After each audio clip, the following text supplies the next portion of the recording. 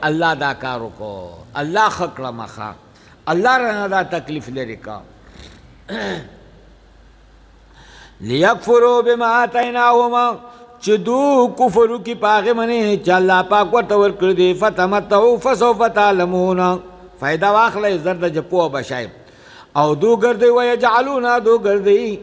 لما هغه چا د پاره الله يعلمون نصیبا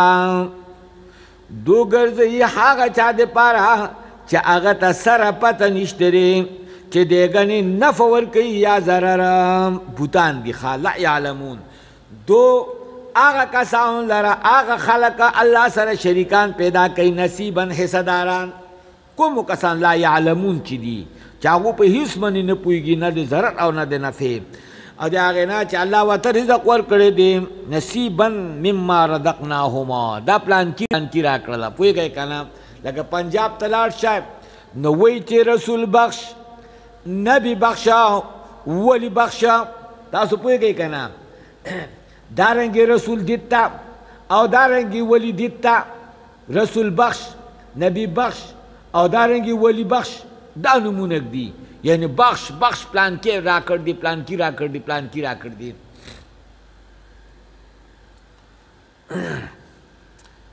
تالله په خدای قسم لا تسألن اما کنتم تفترون خامخا تاسو نه به تپوس کړی شي په باره د هغې چې تاسو په الله جوړوله ویجعلون لله البنات دو ګرځئ الله دپاره لوڼه څوک وایي دا قبیله و کا بنو کنانا او دارنگی بنو خزاعه دو گرزی اللہ دے پارا لونا للہ گرزی اللہ دے پارا اللہ بچدا فرشتی دے اللہ لونا دی سبحانا پاک دے اللہ دے بچونا سچل کی وسرا ولہم یشتہون اللہ دے پارا حاغ دی یشتہون چغواری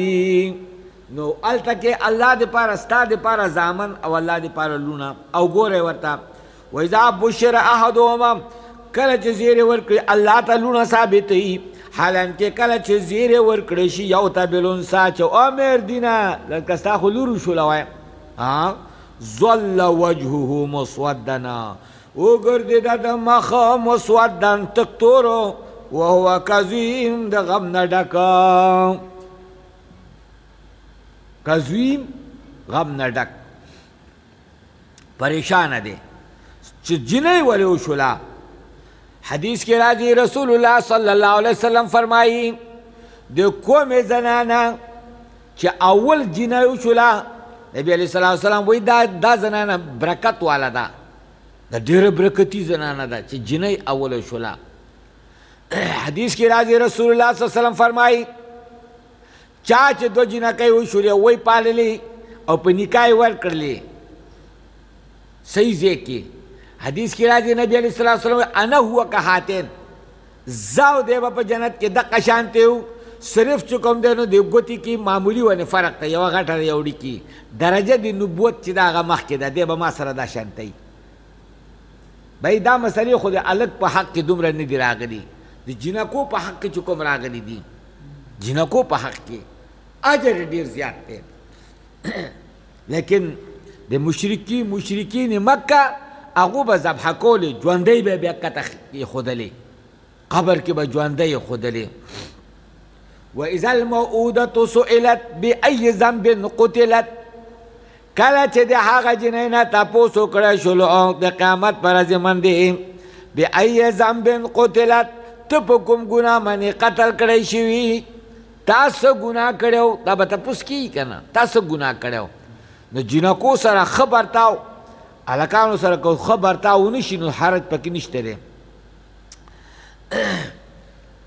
او قرآن پاک کې اول د جنکو ذکر دی یهب لمن یشاء اناثا ویهب لمن یشاء ذکورا اول د جنکو نه شروع کړ دا ورکوي الله چاته خوښه شي اناثا جنکۍ